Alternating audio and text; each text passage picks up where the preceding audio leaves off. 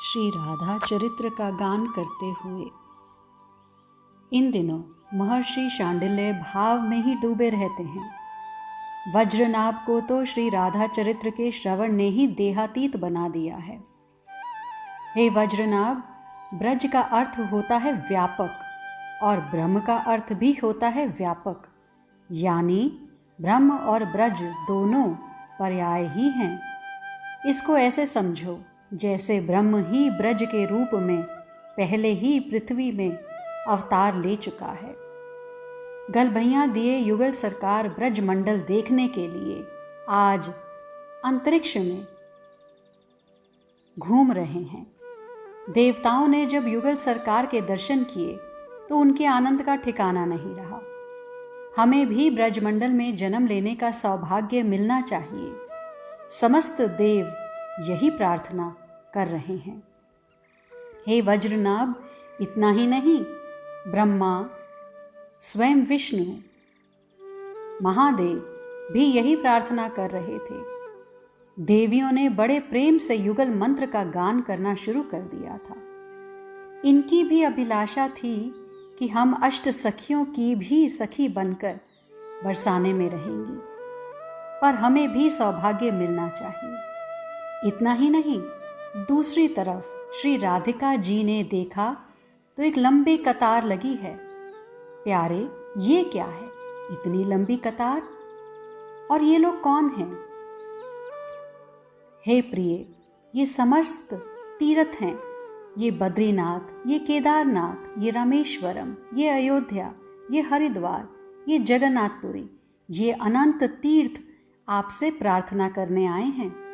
और इनकी प्रार्थना है कि बरसाना के आसपास ही इन्हें स्थान दे दिया जाए, तभी इन्हें आपकी कृपा प्रसाद प्राप्त होता रहेगा जब आप यहाँ अवतरण लेंगी। नहीं तो पापियों के पापों को धोते धोते ही ये सारे तीर्थ उस प्रेमानंद से भी वंचित ही रहेंगे जो अब ब्रज की गलियों में बहने वाला है आपके अवतरण लेने से।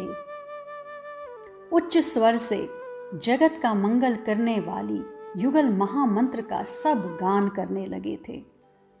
सभी प्रसन्न हैं कि अब अवतरण होगा।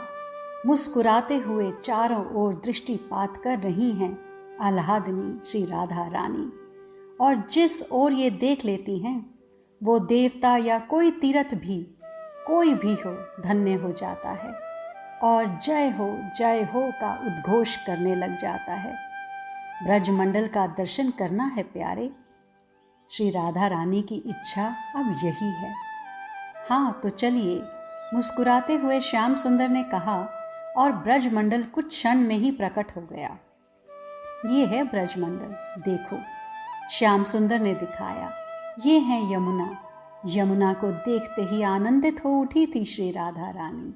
और ये गिरिराज गोवर्धन, और ये ब्रज की राजधानी मथुरा। दृश्य जैसे प्रकट हो रहे थे, श्री राधा रानी सबका दर्शन करती हैं। हे राधे, ये देखो, महाराजा सूरसेन, इनके यहाँ पुत्र हुआ है वसुदेव।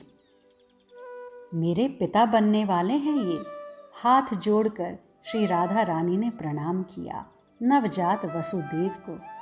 और ये देखो, ये है मेरा गोकुल गांव। सुंदर है ना? हाँ, बहुत सुंदर है, श्री राधा रानी ने कहा। तमाल के अनेक वृक्ष हैं, मोरछल्ली, कदम, नीम, पीपल और अनेक पुष्प की लताएं हैं, उनमें पुष्प खिले हैं। घने वन हैं, मादक सुगंध उन वन से आ रहा है। प्यारे देखो, गोकुल में भी बधाई चल रही है। यहाँ भी किसी का जन्म हुआ है। श्री राधा रानी आनंदित हैं। वो है पर्जन्य गोप, ये इस गांव के मुखिया हैं। इनके 8 पुत्र हो चुके हैं और ये इनके 9वें पुत्र हैं नंद गोप, जो हैं मेरे नंद बाबा, मेरे बाबा, मेरे यही पिता हैं श्री राधे। पर आपके पिता तो वसुदेव जी हैं। पिता जन्म देने मात्र से नहीं बनते, जब तक उनका वात्सल्य पूर्ण रूप से पुत्र में बरस ना जाए तब तक पिता पिता नहीं, माता माता नहीं। नंद बाबा, इनका वात्सल्य मेरे ऊपर बरसा। श्री राधा रानी ने तुरंत अपना घूंघट खींच लिया। और ये देखो हे राधे, ये है आपका गांव बरसाना, श्याम सुंदर ने दिखाया। अपनी होने वाली जन्मभूमि को श्री राधिका जू ने प्रणाम किया। और प्यारे, यहाँ भी उत्सव चल रहा है, बधाई गाई जा रही है। कितने प्रेम पूर्ण लोग हैं यहाँ के। लगता है यहाँ भी किसी का जन्म हो रहा है। श्री राधा के गले में हाथ डाले श्याम सुंदर ने कहा, आपके पिताजी का जन्म हो रहा है। मेरे पिताजी का? हंसी श्री राधा रानी। हाँ, आपके पिताजी। देखो मेरी प्रिय, वो जो भीड़ में बैठे हैं ना, पगड़ी बांधे, मूछों में ताव दे रहे हैं, इनका नाम है महीभान। ये बहुत बड़े श्रीमंत हैं और शक्तिशाली भी बहुत हैं। इनके यहाँ ही आज पुत्र जन्मा है, वृषभान, जो आपके पिताजी हैं। सूर्य देव के अवतार हैं ये, श्री कृष्ण ने कहा। इस प्रकार दोनों युगल वर ने ही बरसाने धाम को प्रणाम किया। हमें इसी बरसाना धाम के पास ही स्थान दिया जाए। बद्रीनाथ के आदि देव आगे आए, उनके पीछे केदारनाथ भी थे। श्री राधा रानी मुस्कुराई।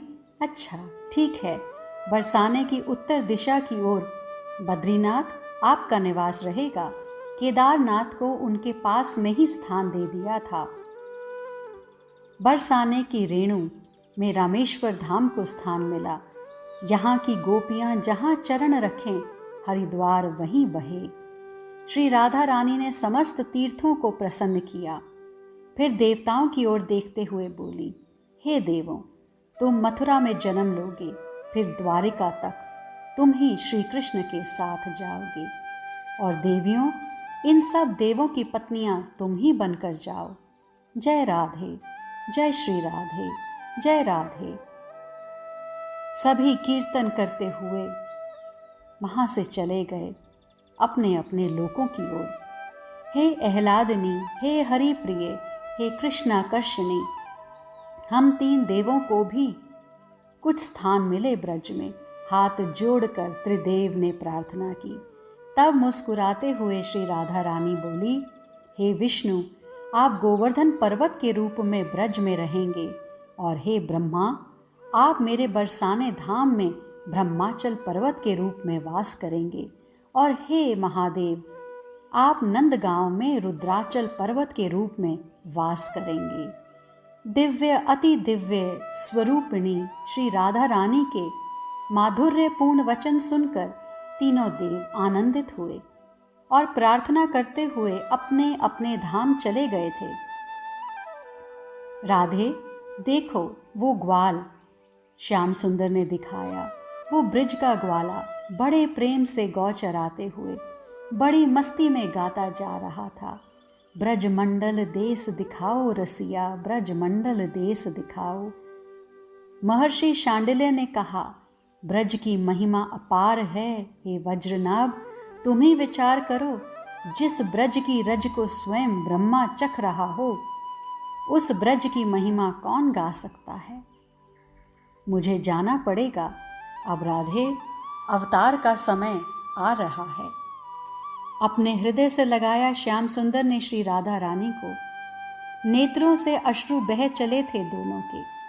पर नेत्रों से अश्रु क्यों बह रहे हैं युगल सरकार के? क्योंकि यह लीला जो संपादित होने जा रही है, इसमें वियोग है, विरह है। इसीलिए आंखें नम हैं।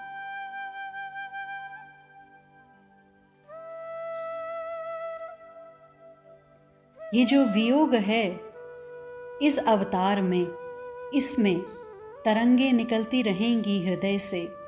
इसलिए हृदय अभी से रो रहा है, क्योंकि वियोग सहना है 100 वर्ष का। राधा रानी कहती हैं, पर प्यारे संयोग में तो एक ही स्थान पर प्रियतम दिखाई देता है, और वियोग में तो सर्वत्र सभी जगह। मुझे पता है मेरा एक क्षण का वियोग भी आपको विचलित कर देता है, पर कोई बात नहीं, लीला ही तो है ये, हमारा वास्तव में तो कभी कोई वियोग है ही नहीं, ना होगा। इसलिए अब आप ये अश्रु ना बहाइए। और कुछ सोचने लगी राधा कि जिस लीला से सभी को प्रसन्नता हो, जिस लीला से सभी का कल्याण हो, उसमें फिर संयोग और वियोग हो तो भी कोई बात नहीं। आज के लिए इतना ही, शेष आगे।